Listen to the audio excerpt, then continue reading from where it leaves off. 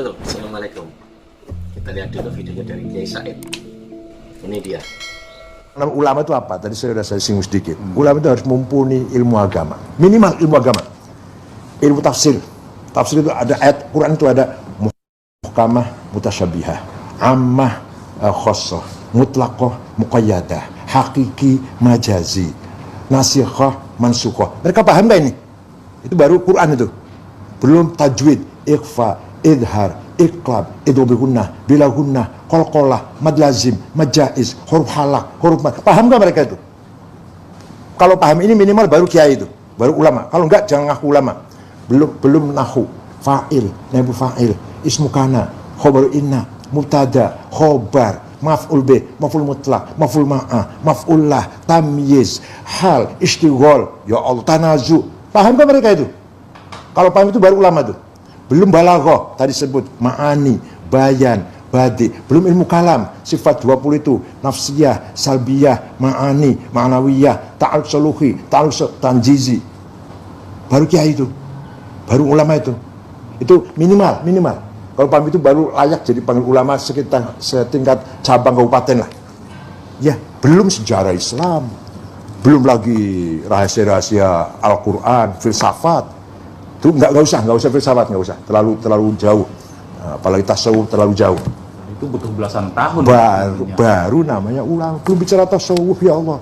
Tajalli, taholli, tahalli. Belum lagi makomat, taubat, warok, zuhud, tawakal, ridho, syukur, tumaninah, ma'rifat. Belum lagi bicara khawatir, zauk, intuisi, khawatir ilahiyah, khawatir malakutiyah, khawatir nafsaniyah, khawatir syaitoniyah. Belum lagi masalah yang mengotor munjia, hal-hal yang ekstaz positif, yaitu apa? Syukur, ridho, ikhlas, mahabbah, an-unis. Yang negatif, takabur, hasud, dengki. Bisa nggak bicara itu? Kalau bisa baru itu ulama itu namanya. Walaupun pakaiannya batik, pakaian celana lah, nggak usah pakai gamis. Baru ulama. Saya hormat kalau sama orang seperti itu. Seperti Kiai Maimun, contohnya. Atau itu sudah almarhum yang sudah masih hidup lah, yang masih hidup. Seperti Kiai Miftahul Akhyar, Kiai Ma'ruf Amin. Baru saya hormat Kiai itu. Kalau hanya ulama. Nah, itu keputusannya kata NKRI bersyariah. Sudah saya singgung tadi, Kiai Hasyim Asy'ari setuju mencoret 7 kata asalkan Indonesia ini kuat bersatu. Jangan sampai hanya gara-gara memaksakan tadi Indonesia 40 tahun perang saudara Afghanistan. Irak sudah 1,5 juta orang mati. Suriah sudah 500.000. Yaman sudah puluhan ribu. Libya belum selesai antara Tripoli dan Benghazi. Mesir masih belum selesai. Sudan baru mulai. Aljazair baru mulai ribut lagi. Mau seperti itu kita? Ada sholat Jumat di kota Rafah di Mesir, dibom, 380 orang mati jamaah sholat Jumat. Syekh Sa'id Ramadan Al-Buti, sedang ulama sepuh lagi ngajar di masjid di Damaskus, dibom, wafat, meninggal dunia. Syekh Sa'id Ramadan Al-Buti. Mau kayak gitu Indonesia? Apa artinya? Kita bicara syariat, bicara Islam, tapi negaranya perang saudara. Mana kita akan dakwah, mana kita akan belajar, mana kita akan, kalau lagi S3 mana mungkin akan nulis disertasi, di belakang rumah ada bom. Baru nulis 1 baris, ada bom. Baru mau berangkat kuliah, ada bom. Mana mungkin akan terbangun peradaban, kemajuan. Yang penting Indonesia kuat bersatu dulu. Dakwah itu bitadrij, gradual, step by step. Kemudian taklif, meminimalisir beban. Kemudian adamul haraj, tidak menyakiti orang lain. Ada itu aturan dakwah seperti itu. Saya juga dulu belajar namanya metode dakwah. Oke, sudah. Nah, itu dia. Jadi ulama itu nggak mudah, harus banyak ilmu yang dipelajari, yang diserap. Dan bukan hanya teori atau ilmunya, apalagi cuman ilmu nyinyir. Jadi jika ada ulama yang katanya ulama, misalkan ulama, tapi dia tidak tahu ilmu Allah, apalagi dia tidak tahu tasrif dan lain sebagainya, apakah itu layak disebut ulama? Kalau politisi silahkan saja gitu. Tapi kalau ulama enggak lah kalau bagi saya. Itu contohnya, penjelasan dari Kiai Said itu jelas di situ. Ulama itu paling tidak seperti apa? Ya seperti itu. Butuh belajar yang lama. Tidak hanya sisi nalurinya tidak kalah oleh politik kan begitu.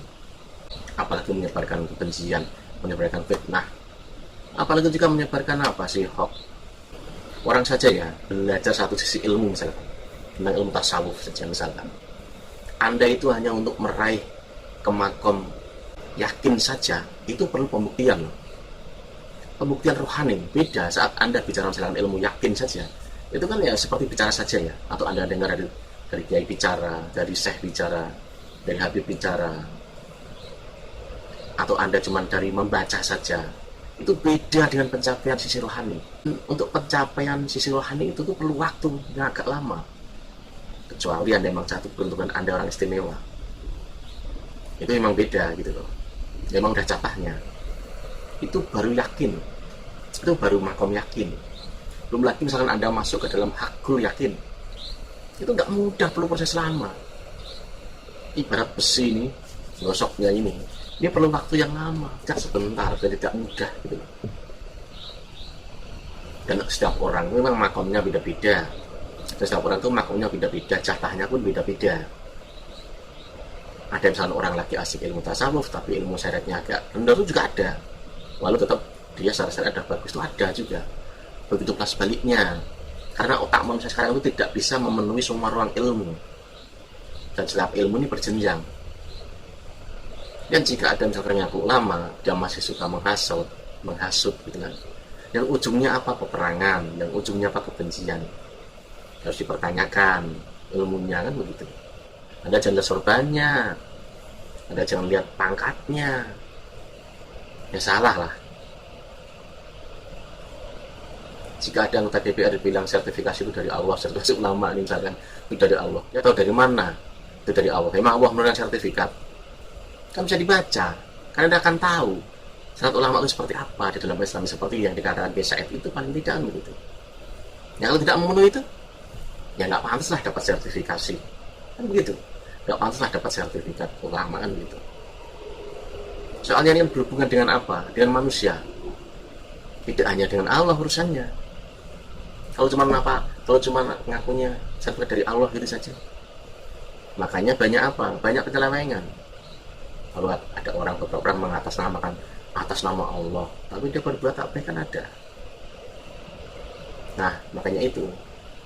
Masa ulama takut sertifikasi? Aneh kan? Yang ditetapkan bukannya Allah gitu. Oke, sampai sini. Wassalam.